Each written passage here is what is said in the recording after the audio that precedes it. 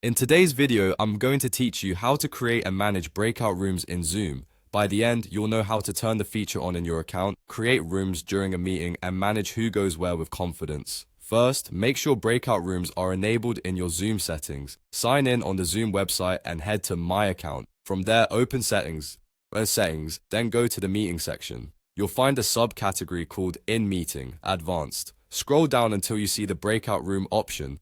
Toggle it on. If you see an additional checkbox to let participants choose their own room or to allow assignment when scheduling, enable those if they fit your style. Turning this on at the account level ensures the Breakout Rooms button will appear once you're hosting a meeting. Next, start a Zoom meeting with your participants. Give everyone a moment to join, so your assignments reflect who's actually in the room. On the meeting toolbar at the bottom, look to the far right for the More option. Click that and choose Breakout Rooms. A setup window will appear.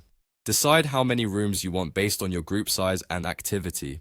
As a quick guideline, smaller rooms help everyone speak up. Larger rooms can work for brainstorming or listening tasks. Then choose how you'd like to assign people.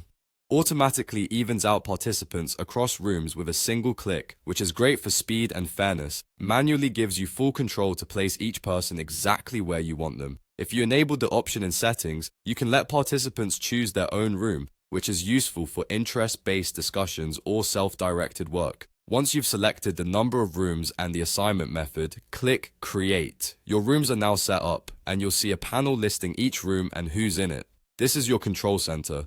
From here, you can review assignments, move someone to a different room, exchange participants between rooms, remove someone from a room, or delete a room entirely if you created too many. If you're planning multiple activities, you can adjust these assignments on the fly to keep groups fresh and balanced. A helpful tip is to communicate your plan clearly before moving people, so everyone knows what to expect. That's it. Enable the feature in settings, start your meeting, set the number of rooms, choose how to assign participants, click, create, and manage everything from the breakout panel. With these steps, you'll run smooth, engaging small group sessions every time.